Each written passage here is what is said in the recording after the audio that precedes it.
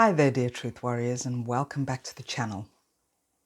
Thank you for all of your emails and messages asking why do we not hear from you, what's going on, you haven't put up any new videos, are you still alive? Well, I am definitely alive and thriving, and it's just been very busy. I know the last video I made was in January, but I've spent so many wonderful hours just talking to those of you who have signed up for the breathwork classes that I've been giving, for the one-to-one coaching, for the coaching packages, for the healing process.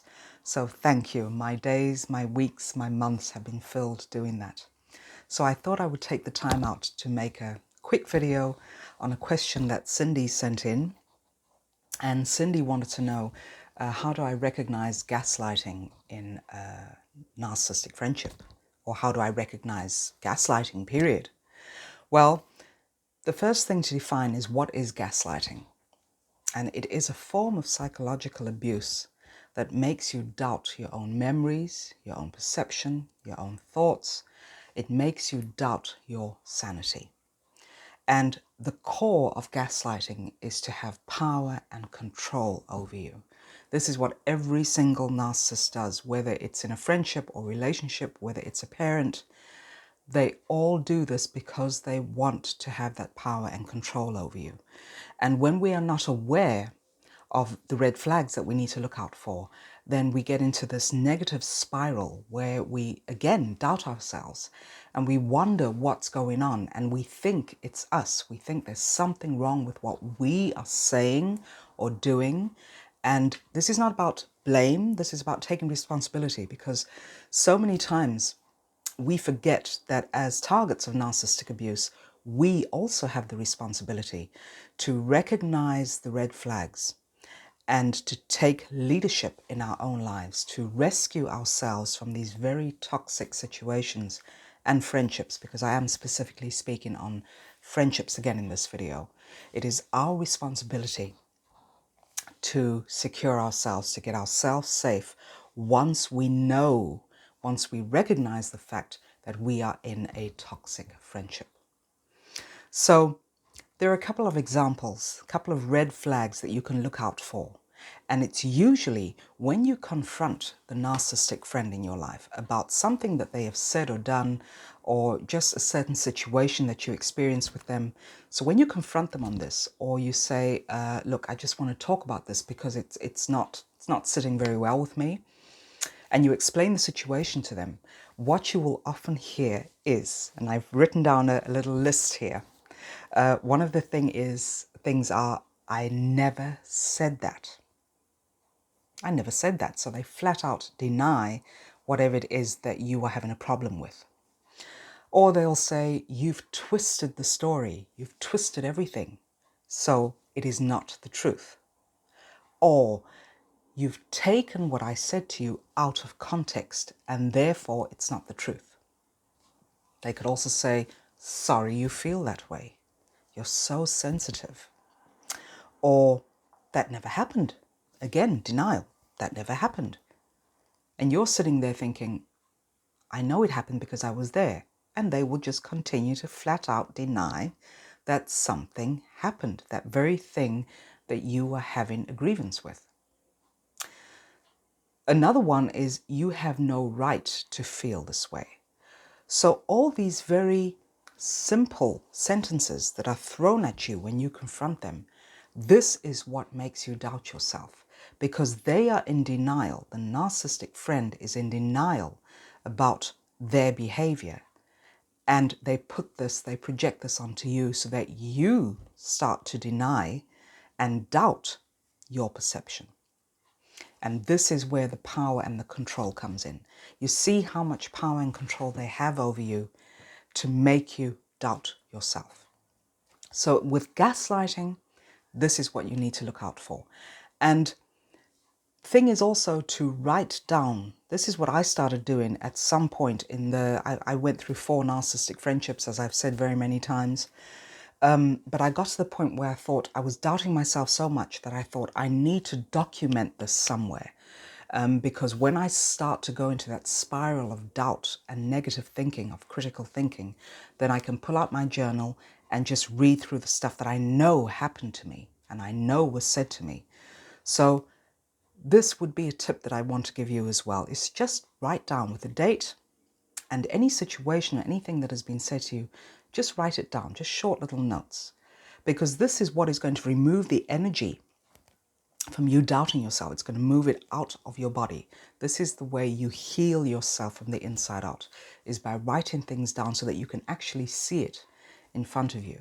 And this will pull you back into the reality of what you have experienced. Another piece of advice is to also recognize you're being gaslit by how you feel. So oftentimes we want to correct the situation by trying to do it in a logical way. Well, there is nothing logical about narcissistic abuse. So you need to get in touch with your feelings, whatever you're feeling. And this is so important because oftentimes when I was in these narcissistic friendships, they would gaslight, and then I would doubt myself, and I'd think to myself, how can I get back to what I know happened? And the way to do that is to listen to your feelings. Your feelings are always correct. So it's the feeling that they give you where you may feel second best. You may feel that you don't have your confidence. You may feel that you cannot use your voice anymore. All of these things are symptoms of the gaslighting that has been done to you. So become very aware of your feelings. And sometimes these feelings are not comfortable to sit with. But this is the way to get through this. You need to go through it. You cannot go around it. You cannot go under it. You have to go through those feelings. So when all these feelings start coming up, this is your body. Your body is very wise. Your body has its own intelligence. So when you listen to your body, through your feelings, your body is telling you when something is right and when something is off. So listen to those feelings. Validate your own feelings. You do not need the toxic friend in your life to validate your feelings. You can do that on your own by simply sitting with them, writing them down, looking at them, because your feelings have so much wisdom to give you. They can tell you so much about yourself and about what you're experiencing. So writing down everything is also an anchor of trust. Again, when you doubt, you can take out your journal and just read through whatever you have written down, which will pull you back into reality, and you will be anchored in in trust, in being able to trust your body, trust what you're experiencing. This is very, very important. And another piece of advice is to remain defiant. I've often, as I've said before, often read through emails between me and the toxic friends that I had.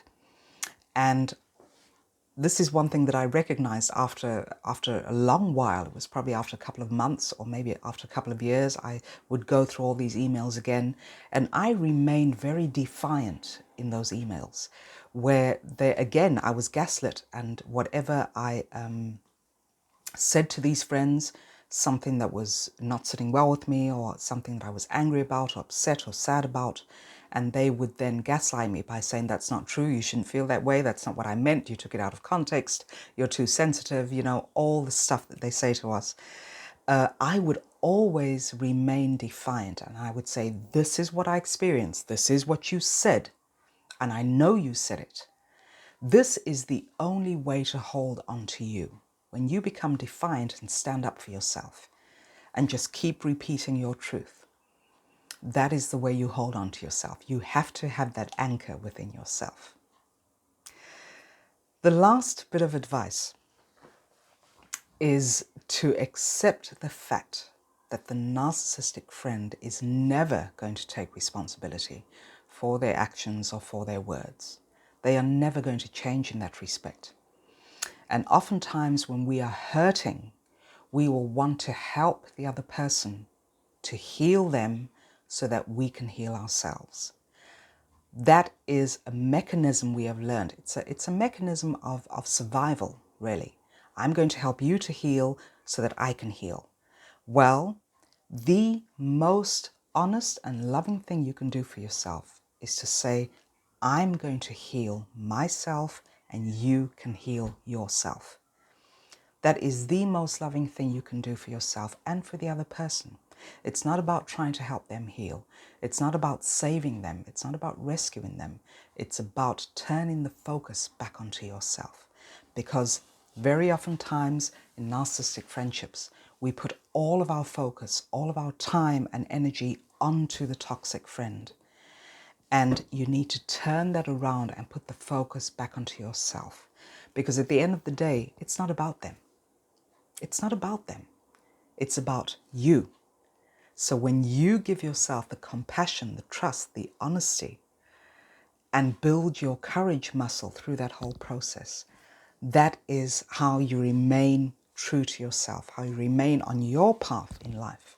Instead of trying to pick up all these people who have fallen at the wayside, the toxic people, and trying to heal them and get them to see the truth of the matter and get them to change their life's path. That is not your call. Your call is to remain true to yourself. So, thank you again for tuning in.